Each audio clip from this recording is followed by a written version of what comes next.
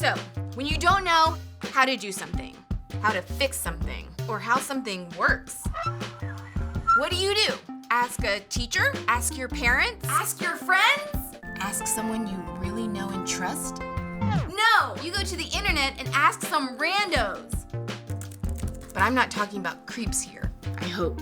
No, I mean the people of the internet! You know, those people who make how-to videos. Because chances are, if you're trying to figure out something, someone on the internet has already figured it out for you. Things like, how do I unsend a text? No. How do I do a winged eyeliner? How do I get rid of the zit by Friday night? How do I get out of gym class?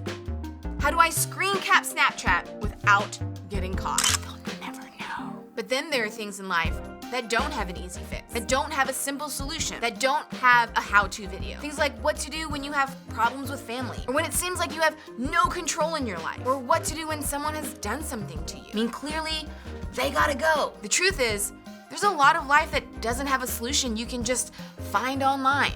So how do you know what to do when you don't know what to do?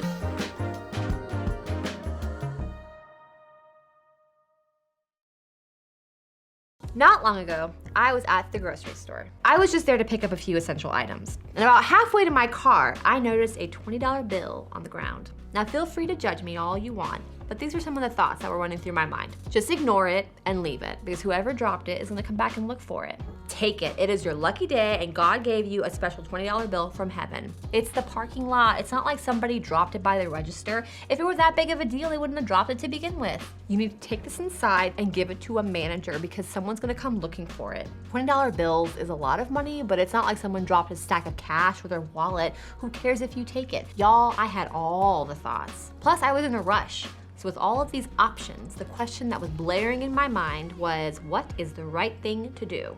What a dilemma. I mean, what would you do in this situation? Now, some of you would confidently say, I would take it to the manager. That's the right thing to do. And others of you would say, take the money. It's not a big deal. Finders keepers. Now, sometimes knowing the right thing to do, it just isn't simple in the moment. Ultimately, I decided to take the money to the customer service desk. But at that time, I just didn't know what to do. That's what we're talking about in this series. What to do when you don't know what to do. Now today, we're gonna look at the dilemma of what to do when you don't know what is right and what is wrong. It seems like doing the right thing should be clear and obvious, right? But we all know that isn't always the case. I mean, there's a reason why doing the right thing can be so difficult. Sometimes the right thing isn't obvious. It's like me standing in the parking lot, staring at a $20 bill, wondering if I took it, would it be like receiving a gift from God, or would it be like stealing? I mean, sometimes right or wrong isn't that clear. We see this play out all the time. Like if you're dating somebody, but you're texting somebody else a lot, and you're like, well, I'm not cheating on anyone, we're just texting, it's not wrong, right? Or is it? Or if you have a friend who's doing something that really bothers you and you don't know if you should talk to them about it or not, and you're wondering, if I confront them, am I just gonna look like a total jerk? I mean, is this my issue? Is this their issue? Should I just get over it? Now in both examples, you feel the same thing. The right thing isn't always obvious. And doing the right thing can also be difficult because sometimes the right thing costs us something. When I decided to return the $20 bill to customer service, I knew it would cost me something. For one, time, because I had to go all the way back in the store and have a conversation. But it also cost me the 20 bucks that could have been mine. You know what it feels like when the right thing to do costs you something. Maybe you know the right thing is to be honest with your parents, but if you're honest with them, you're probably gonna get grounded. Maybe for the rest of your life. You know the right thing isn't to go to that party, but if you don't go, you're gonna miss out, and y'all, the FOMO is real. You know that the right thing isn't to be in that relationship, but if you break up, you're gonna be single and alone. And sometimes doing the right thing costs you something. Sometimes the right thing is just no fun. There are moments when doing what's right isn't easy or exciting or even interesting. For example, you know the right thing is to babysit your younger siblings, but honestly, you don't want to do it because they are so annoying. You know the right thing isn't to let somebody cheat off of your test, but if you say no, then somehow you wind up feeling like a loser. You know the right thing is to decline when someone offers you a drink, but it seems like everybody else who's drinking is having fun, and why do you have to be so boring? You see what I mean? Sometimes what's right feels complicated, and even when we do know what's right, sometimes it's difficult to actually do it. So with that in mind, let's pick back up with the story of Joseph. Now for the past 2 weeks, we have been on a wild journey with a boy who was sold into slavery by his own brothers. Now, even though we may not be able to relate to his specific circumstances, his life story has so much that we can apply to our own lives. And what we're gonna look at today can be a game changer for all of us. It'll help us to know what to do when we don't know what to do. We left off last week with Joseph sold into slavery. We pick up this week with what happened afterwards. We're told Joseph was given to work in the house of an officer of Pharaoh. Now, Pharaoh was like a king and an emperor and a president all rolled into one. Whatever Pharaoh said, that's what happened, period. So you can imagine how working for one of Pharaoh's important officials was kind of stressful. Depending on the situation, it could go really, really well, or it can go really, really bad. And there was no telling what kind of situation that Joseph was about to walk into.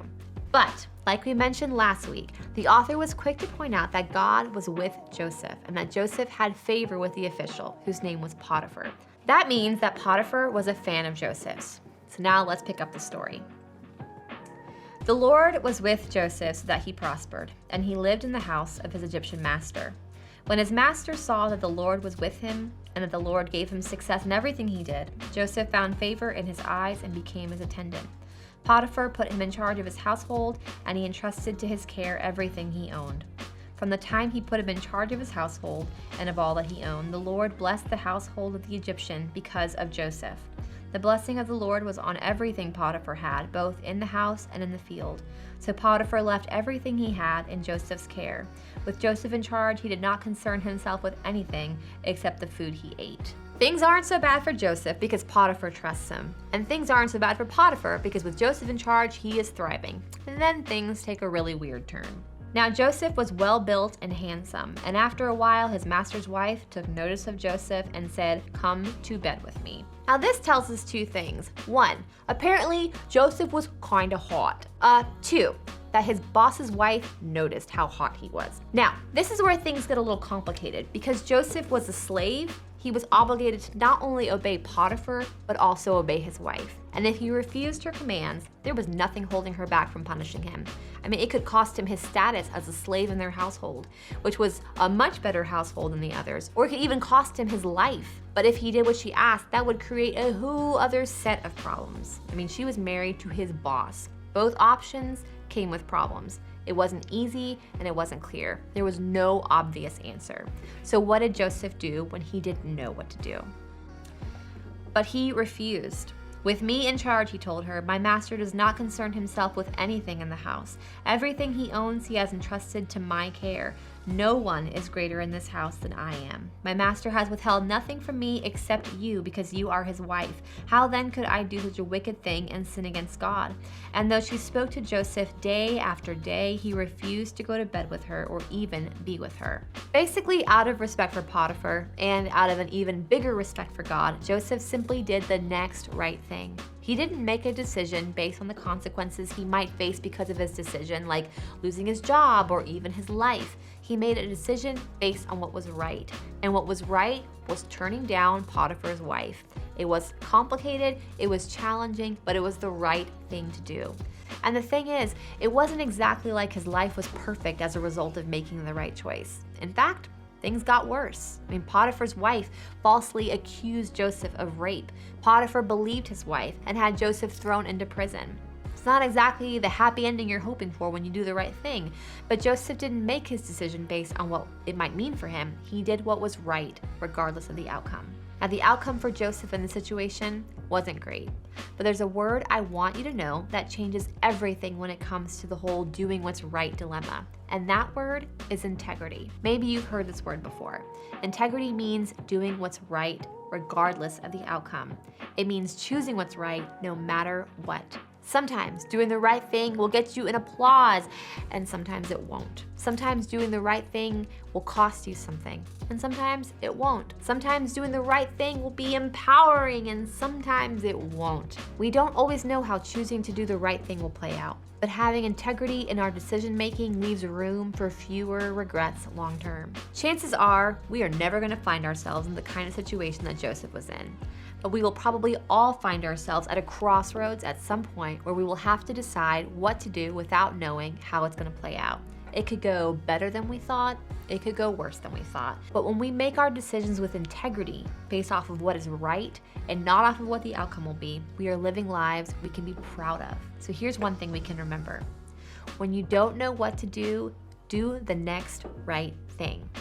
So try this. First, think of one situation where you feel stuck at a crossroads. What decision or choice causes you to feel stressed or anxious? So think about that. And then, second, figure out what is the next right thing for you. Here's the deal. We all sit here in church and decide we're gonna do the next right thing, and then we leave and find ourselves in the situation to do it, and we don't. And that's because actually doing the next right thing is very often difficult. And because that's true, here are 2 bonus steps to make sure this thing really sticks. Bonus step 1, tell somebody the next right thing you're gonna do. And bonus step 2, invite them to ask you this week if you did it. That's how we live lives of integrity, knowing the next right thing and then doing the next right thing, and inviting someone else to come alongside us. Doing the next right thing doesn't have to be the sad, lonely venture, so invite someone into your story. There is strength that shows up when you allow someone to show up with you. And there is nothing about Joseph's decision that was easy, and there's nothing about the outcome that was good. But that doesn't mean that every right decision leads to a difficult outcome, and there's just no way of knowing that sometimes. But what we do know is that God is with us no matter how things go, and that makes any outcome so much more bearable. So as you head out, think about a situation where you need to do the next right thing. Think about exactly what you need to do, but just know, you do not have to do this alone.